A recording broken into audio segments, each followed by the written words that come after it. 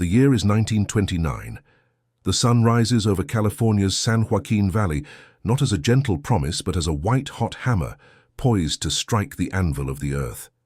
The air, thick with alkaline dust, tastes of grit and exhaustion. Long before the first light spills over the distant Sierra Nevada, the silhouette of a man is already etched against the pale horizon. This is Kenji Tanaka. He stands alone on a small, forgotten plot of land, a patch of earth considered too stubborn and saline for the cotton that reigns supreme here. The camera pans slowly, revealing the cracked, thirsty ground around him. There is no sound but the whisper of a dry wind and the distant mechanical roar of a tractor starting its day on a neighboring farm. The silence surrounding Kenji is profound, a bubble of intense focus in a world that has already judged his efforts as futile. His hands, though stained and calloused from years of labor not his own, move with the grace of a scholar handling ancient texts. The camera moves in close, capturing the intricate map of lines on his palms as he gently clears away small stones from the base of a fragile sapling. This is not the brute force of a man trying to conquer the land, but the meticulous care of one who seeks to understand it. He uses a simple Japanese hand trowel, its wooden handle worn smooth by his grip, to loosen the soil just so. Every movement is a deliberate, practiced ritual, a conversation with the earth conducted in a language of touch and patience.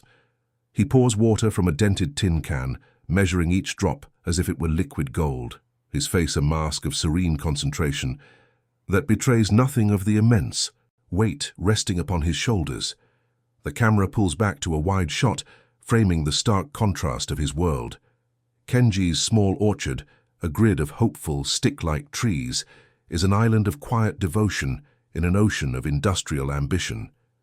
On all sides, the vast uniform fields of Jedediah Crawford's cotton empire stretch to the horizon, already being churned by heavy machinery that kicks up clouds of dust. The relentless chug of engines is the valley's heartbeat, a rhythm of profit and power that has no room for the slow, patient growth of a foreign fruit. The narrator's voice explains the local creed. This land was made for cotton, the only crop noble enough for its soil. Kenji's persimmon saplings are seen as an offense, a stubborn folly. Tanaka's folly, whispered in town with a mix of pity and scorn. Kenji straightens his back, a slow, deliberate movement to ease the ache that has settled deep in his bones. He shields his eyes and looks toward the sprawling Crawford farm, where men shout over the noise of the machines. The sun glints off the windshield of a passing truck, a flash of modern indifference. In this moment, the camera captures the subtle flicker of doubt in his eyes, a shadow that momentarily darkens his stoic expression.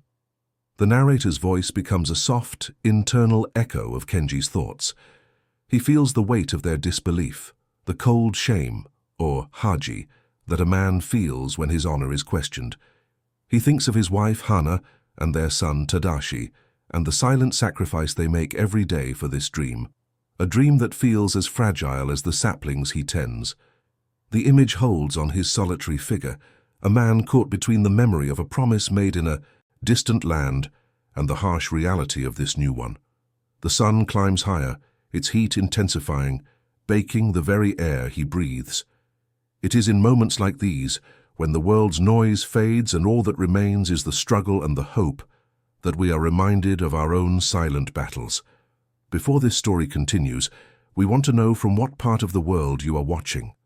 Let us know in the comments the country and city that you call home, so we can feel connected in this shared human journey of perseverance and quiet strength. He takes a deep, steadying breath, the hot, dusty air filling his lungs. The flicker of doubt in his eyes is gone, replaced by a familiar, hardened resolve. He bends down again, picking up his trowel. The metallic scrape of the tool against the hard earth is the only sound that matters now, a quiet but firm answer to the roaring machines and the scornful whispers. It is the sound of work, of honor, of a promise being kept one handful of soil at a time. His long shadow stretches across the parched ground, a silent guardian over the fledgling trees that hold his family's future. But on that morning, as he committed himself once more to the earth, he still didn't know what was about to happen. The camera dissolves from the sun-drenched field to a sepia-toned memory, a vision that haunts Kenji's waking hours. We see a younger Kenji, his face still unlined by the California sun, kneeling on a tatami mat in a traditional Japanese farmhouse in Kumamoto. The air is thick with the scent of rain-soaked earth and old wood. His father, a man whose strength has been whittled away by illness, lies on a futon. The father's hand, frail but firm, rests on Kenji's. No grand speeches are made. The promise is exchanged in the quiet language of shared duty, a silent understanding passing between them. The camera focuses on the father's eyes, which hold not a plea for wealth, but a desperate hope for continuity, for the family name, the Tanaka Mayo's honor, to take root and flourish in a new unknown land. This memory is Kenji's compass, the invisible weight that both anchors and drives him forward. Back in the present, the camera finds Kenji's home, a small, weathered shack at the edge of his property, little more than a wooden box against the vast, indifferent landscape. Inside, however, is a world of meticulous order.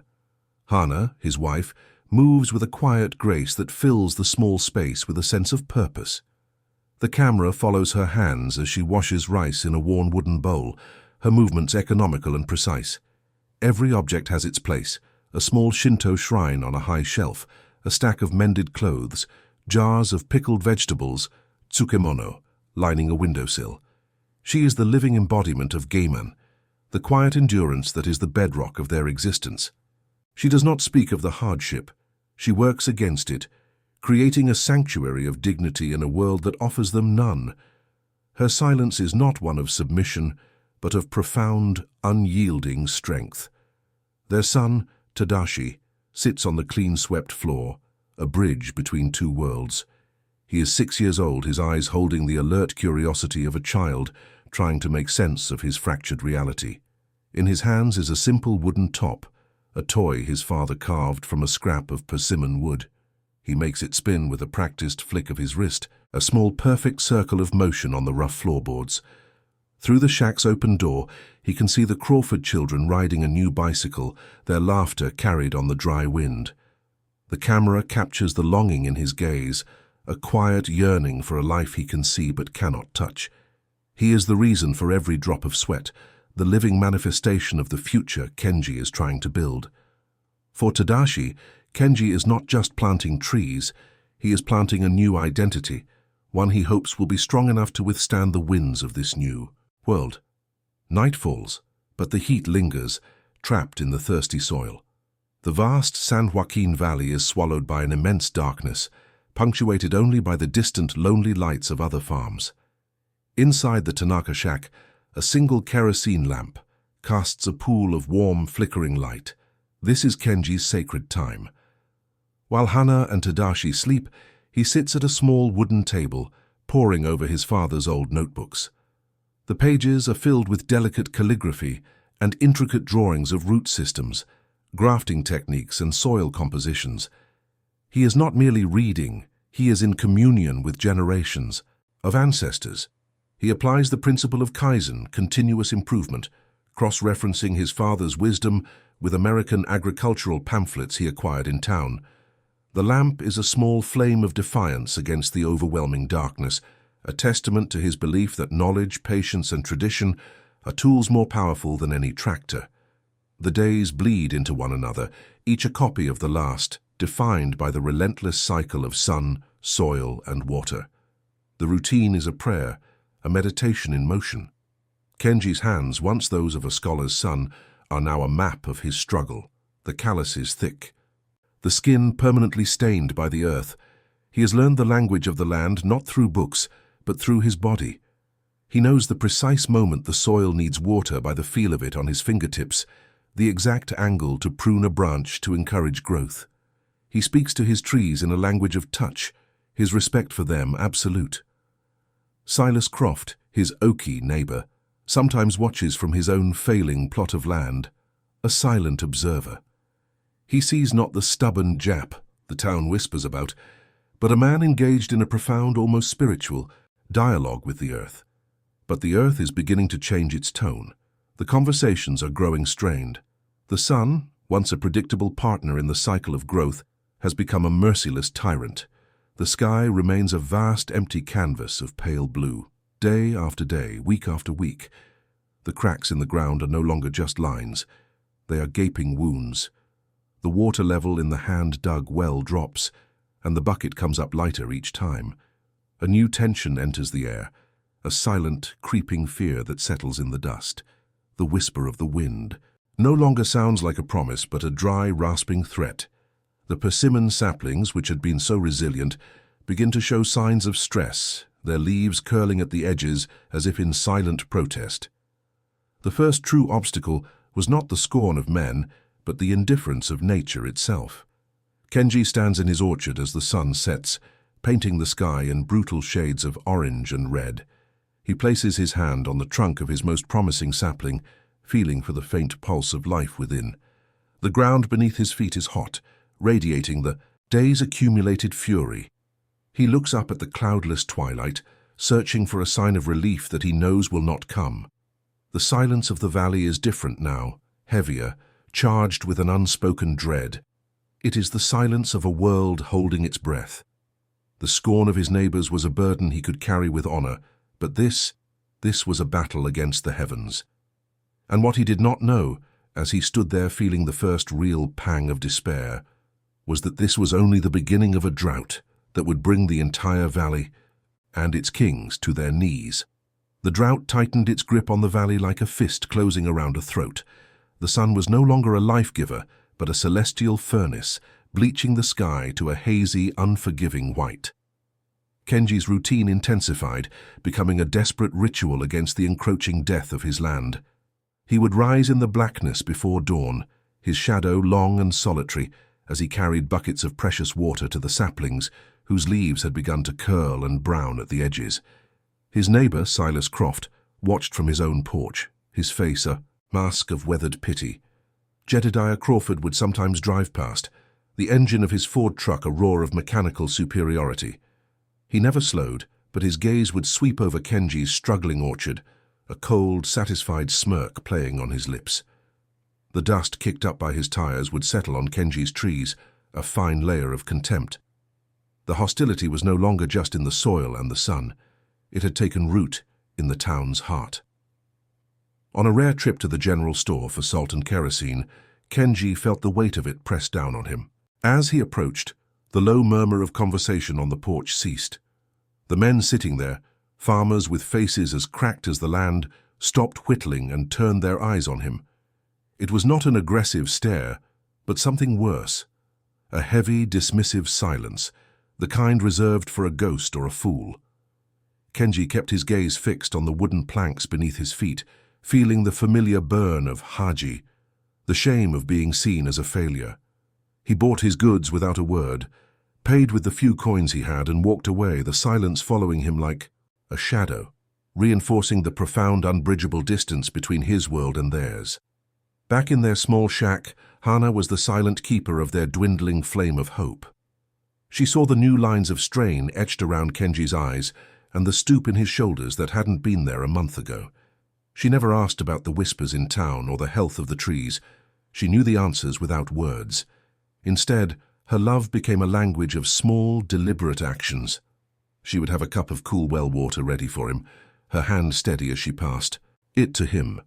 At night, by the flickering light of the single kerosene lamp, she would meticulously mend Tadashi's worn trousers, her needle moving with a quiet rhythm that seemed to stitch their fragile world back together.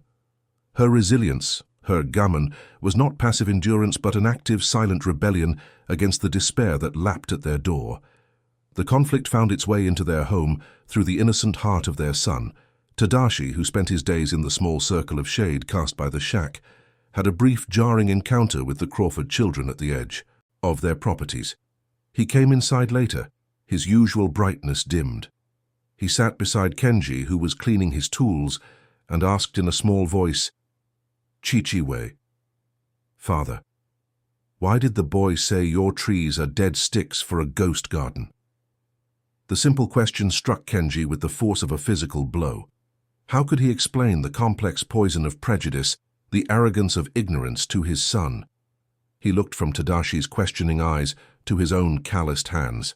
He had no answer, only the grim resolve to keep working, to make the dead sticks prove them all wrong. The weight of his son's question was now the heaviest burden he carried. Jedediah Crawford's contempt finally spilled over from silent scorn into a deliberate act of desecration. One sweltering afternoon, he rode his tall bay horse right up to the flimsy wire fence that marked Kenji's property line. He sat there for a long moment, a feudal lord surveying a peasant's pathetic plot. Kenji, working just a few yards away, stopped and watched, his body tense. Crawford's eyes, cold and blue, met his. Then, with calculated slowness, Crawford turned his head and spat a thick stream of dark tobacco juice onto the soil right next to Kenji's most promising sapling. The act was a profound violation, an insult aimed not just at Kenji, but at his ancestors, at the very land he was trying to heal. Kenji's knuckles whitened around the handle of his trowel, but he remained still, his face an unreadable mask of iron control. The last of the water in their hand-dug well vanished. The moment of discovery was not dramatic, but crushingly quiet. Kenji lowered the bucket down the stone-lined shaft, and instead of the familiar splash, there was only a dull, hollow thud, followed by the grating scrape of metal on dry mud. He pulled it up. It was empty, save for a few damp clumps of earth. He stared into the blackness of the well as if staring into the abyss of his own future. Everything, the trees, his promise, his family's survival, had depended on this single finite source. Now it was gone. The narrator's voice becomes a whisper. It is in these moments, when our last resource dries up and the earth itself seems to reject us, that our true character is forged. What would you have done in his place? Tell us if you have ever faced a moment that felt like the end of all hope. A new, desperate chapter of labor began. The only remaining water source was a shared irrigation ditch nearly 2 miles away, controlled by Crawford. Kenji was forced to pay a small, humiliating fee for every barrel he filled. The task consumed him. We see him in a series of stark, sun-bleached shots, a tiny, determined figure pulling a rickety, squealing cart with 2 large barrels, his back bent against the immense weight and the oppressive heat. The journey there and back took hours, grueling pilgrimage that yielded only enough water to keep a handful of his most vital saplings barely alive. The others he had to leave to fate. Each drop he poured onto the thirsty ground felt like a drop of his own life force, his spirit being slowly baked away under the relentless California sun. Then the wind came, not a breeze, but a hot, furious gale from the east, the kind the old-timers called a devil wind.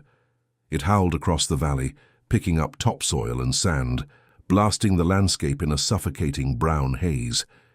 Kenji rushed to his orchard, his body a futile shield against the onslaught, trying to brace his weakest trees. The wind screamed in his ears, a sound of pure destruction. Suddenly, over the roar, he heard a sickening crack. His head snapped toward the sound. The tallest of his saplings, the one that had shown the most promise, the very embodiment of his dream, had been snapped clean in 2. It lay broken and defeated on the ground. Kenji stared, his breath gone, before collapsing to his knees beside it. He reached out a trembling hand to touch the splintered wood, his stoic mask, finally shattering into a portrait of utter desolation. As the blood-red sun sank below the horizon, it was clear the true night of his soul had just begun. The wind died with the sun, leaving behind a silence that was heavier and more suffocating than its roar. Kenji walked back to the shack, each step a monumental effort, his body moving through the thick air of defeat. He entered the small, dimly lit room and sat at the wooden table, his silhouette framed by the doorway. He did not speak. Hana, who had been waiting, saw the emptiness in his eyes and understood everything. She placed a bowl of rice before him, a simple, loving gesture that he did not acknowledge. The camera stays on Kenji's hands, resting on the rough-hewn table. They are no longer tools of creation, but 2 lumps of clay, stained with the soil of his failure, inert and powerless. The air in the shack is thick with unspoken grief, a shared understanding that a dream had just been broken against the hard, unforgiving earth. A soft tapping began on the roof, a sound so gentle it was almost imperceptible at first. Rain, not the violent, cleansing downpour the valley needed, but a cold weeping drizzle that seemed to mock the parched land. The sound grew steadily, a somber drumbeat marking the rhythm of Kenji's despair. He remained motionless, his gaze fixed on the dark wood grain of the wall, seeing nothing. The camera drifts to the single window, where the rain traces intricate, sorrowful paths down the glass, blurring the already bleak view of his ruined orchard.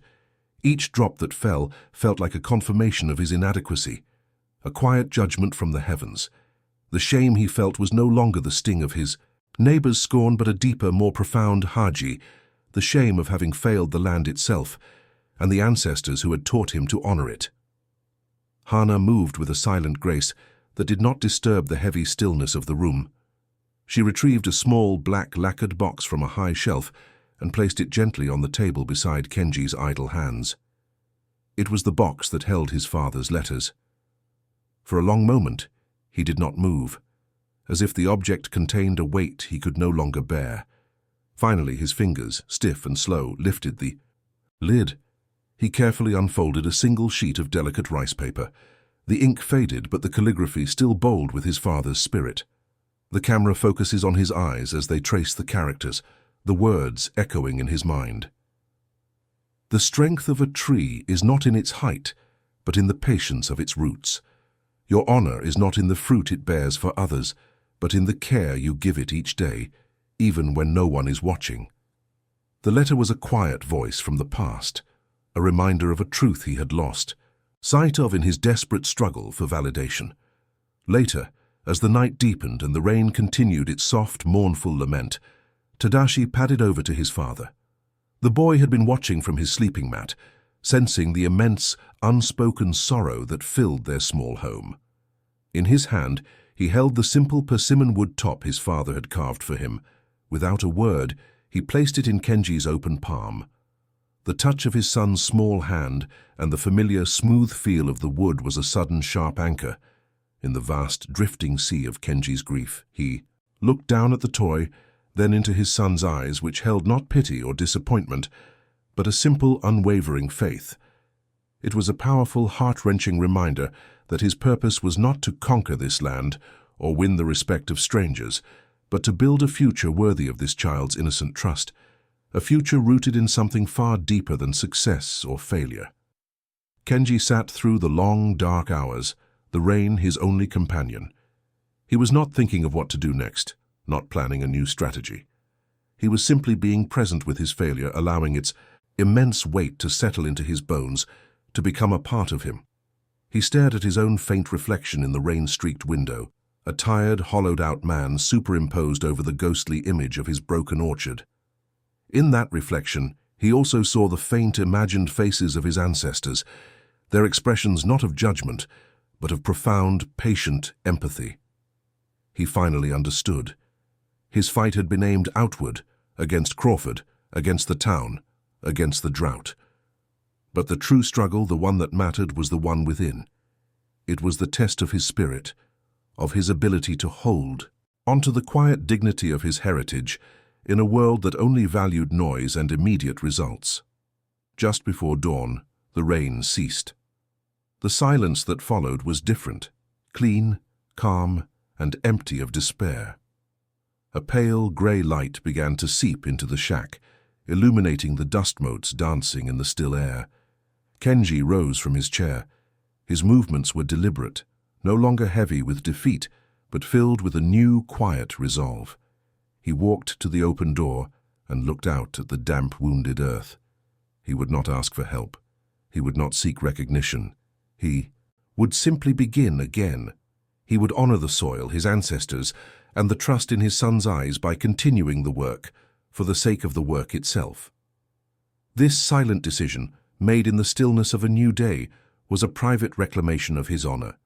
What he could not know was that this profound act of surrender would become the foundation of his greatest victory. The pale light of dawn found Kenji not in his field, but at his small wooden table. The rain had washed the air clean, and for the first time in months the world felt still, stripped of its fury. He did not look at the broken sapling. His gaze was turned inward. With a reverence that bordered on prayer, he opened his father's notebooks once more. The kerosene lamp, its fuel now precious, cast a focused glow on the delicate, confident brushstrokes. He was no longer searching for a quick fix or a miracle. He was seeking a principle, a fundamental truth he had forgotten in his battle against the scorn of others.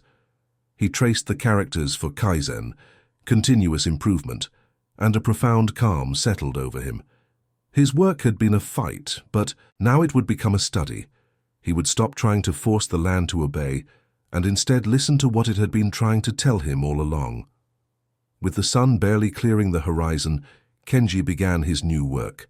His tools were the same, but his purpose was transformed. He walked the perimeter of his small plot, observing the patterns of the night's rain, the way the water had pooled in some areas and run off in others. He was no longer a farmer imposing his will, but a scholar reading a living text he returned to, and the shack and on a spare piece of paper began to sketch. He designed a series of shallow winding swales, not to drain water, but to hold it, to encourage it to sink deep into the thirsty soil. He planned to use layers of mulch, straw, dried leaves, anything he could find, to shield the ground from the tyrannical sun, creating a blanket to protect the moisture within.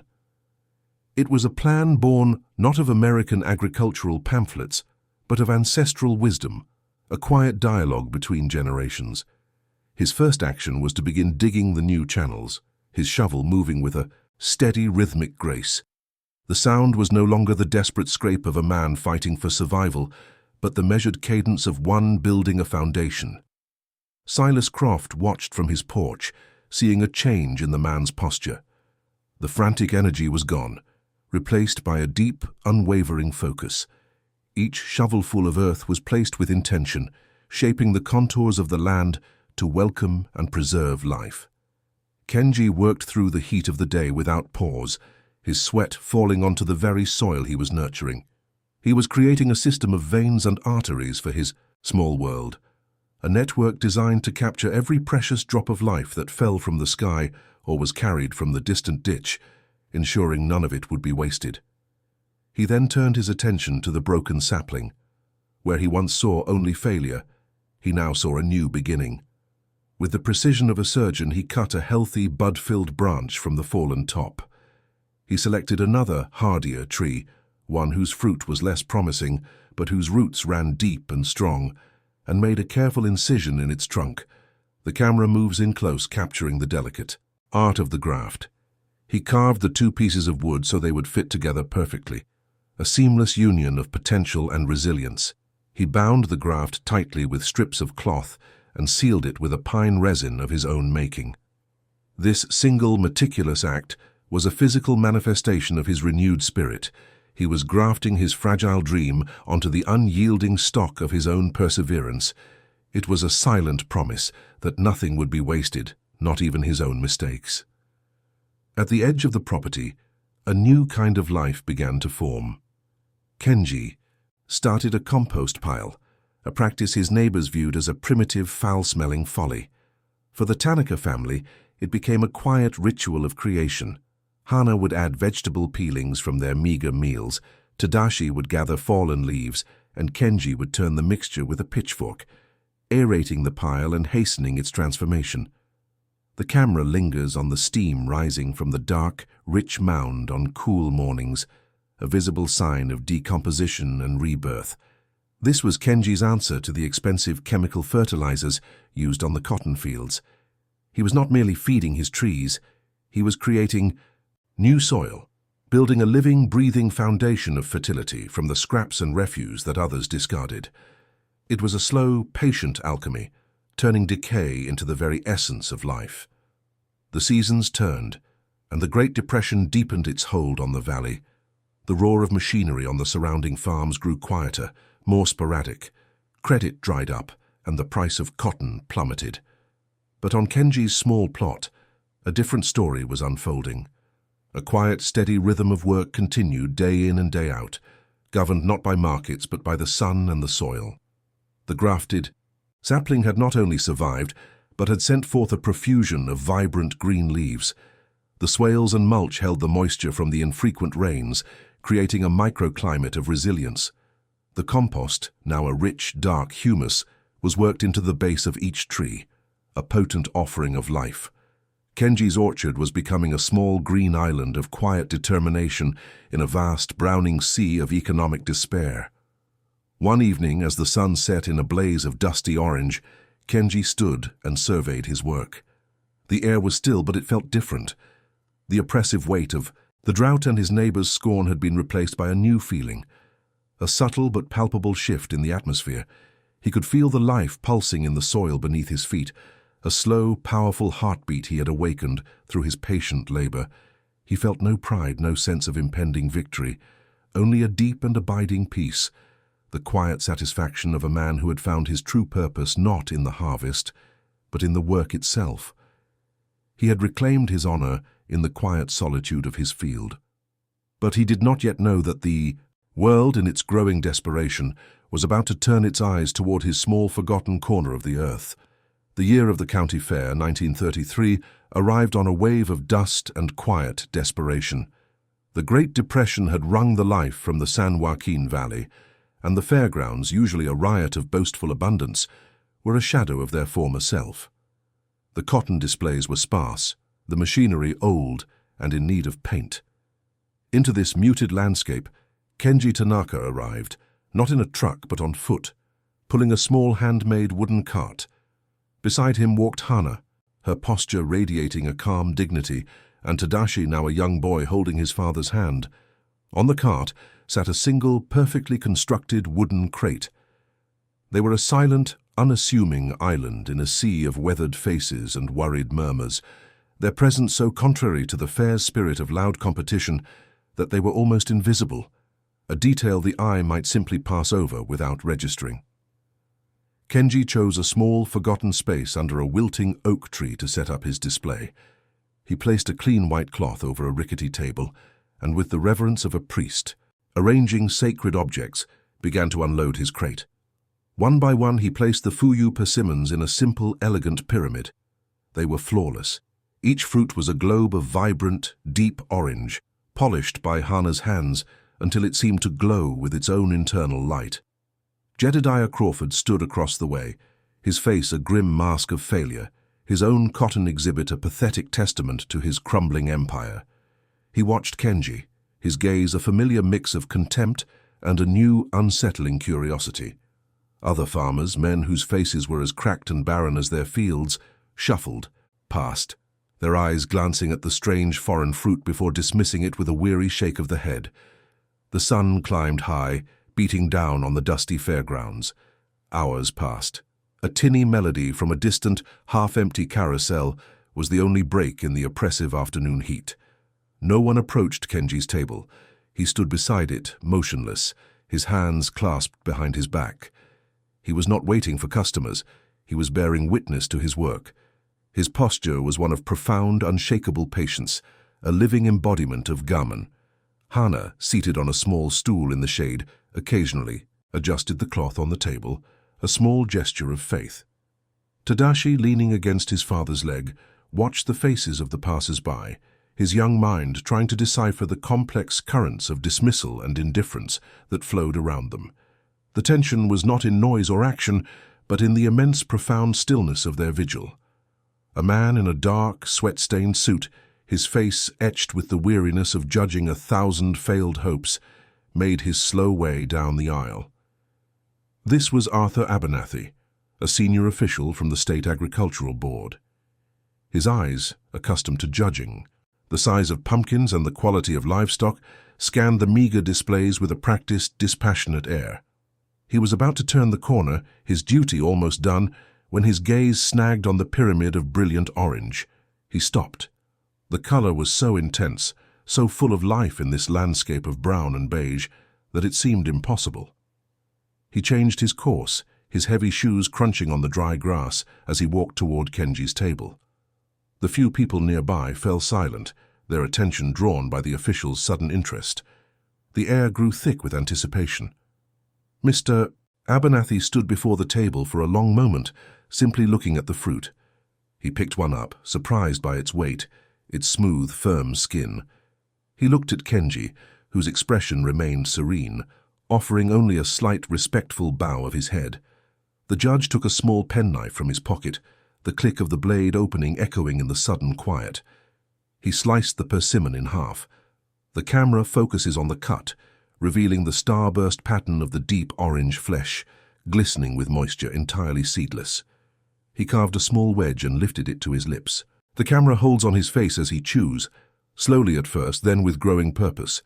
His professional mask dissolved, his eyebrows rose, his jaw stilled, and his eyes widened with a look of pure, unadulterated astonishment.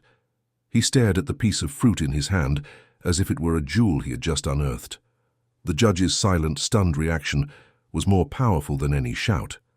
He said nothing, but turned and cut another piece, handing it to his young assistant, who mirrored his boss's wide-eyed disbelief. A murmur rippled through the onlookers. A hush fell, and people began to drift closer. Jedediah Crawford watched from a distance, his face turning pale as he saw the look on Abernathy's face. A look of discovery, of revelation. One by one, others were invited to taste. The only sounds were the soft slicing of the knife and the quiet, astonished gasps of people tasting something impossibly sweet, complex, and utterly new. The scorn that had surrounded Kenji for years did not break. It simply evaporated, replaced by a wave of silent, collective awe. The truth of his work was not argued or explained. It was simply tasted. Without a word, Mr. Abernathy unpinned the Grand Champion blue ribbon from a nearby display of oversized but tasteless melons. He walked back to Kenji's table and, with a gesture of profound respect, affixed it to the front of the simple, handmade wooden crate. He did not offer a speech, only a firm, calloused hand to shake and a long, meaningful look that conveyed more than words ever could. Kenji accepted the handshake, his face betraying no hint of triumph, only a deep, quiet gratitude. The camera pulls back, framing the Tanaka family standing together behind their small table, the blue ribbon a stark, vibrant promise against the worn wood.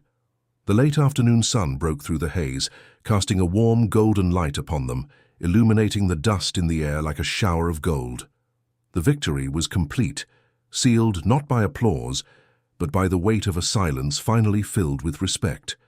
The years that followed the county fair did not bring a sudden, dramatic reversal of fortune, but a slow, quiet transformation, as gradual and profound as the turning of the seasons.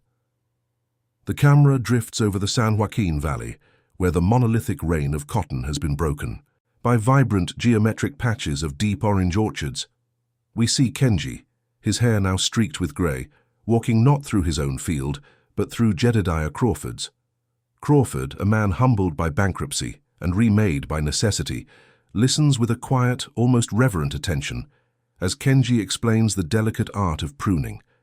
There is no triumph in Kenji's demeanor, only the simple, earnest focus of a teacher. He is no longer Tanaka's folly, but Tanaka-sensei. His knowledge, once scorned as foreign and primitive, has become the valley's new scripture, a shared language of survival that has bound these disparate men together in a common, fruitful purpose. Time dissolves into a warm, golden afternoon a decade later. The orchard is mature, its branches heavy with fruit that glows like 1,000 setting suns. Kenji stands beside his son, Tadashi, now a young man whose shoulders are nearly as broad as his father's. He is teaching him the precise, delicate slice of the grafting knife. The camera focuses on their hands. Kenji's a roadmap of a lifetime of labor, Tadashi's strong and steady, learning the ancient conversation between wood and steel. The silence between them is comfortable, filled with an unspoken understanding that this is more than a farming lesson. It is the passing of a soul. Kenji places his hand over his son's, guiding the final gentle press that joins the new branch to the old. He looks at Tadashi, his eyes filled with a quiet pride, and speaks the words that have become the foundation of their life. "The land never lies, my son," he says softly. "It gives back exactly the respect you put into it." Twilight descends, painting the Sierra Nevada mountains in soft hues of lavender and rose. Kenji sits alone on the porch of his home, a structure still modest, but now solid and permanent, built with the profits from his harvest. The frantic roar of tractors has long been replaced by the gentle hum of evening cicadas and the whisper of wind through the persimmon leaves.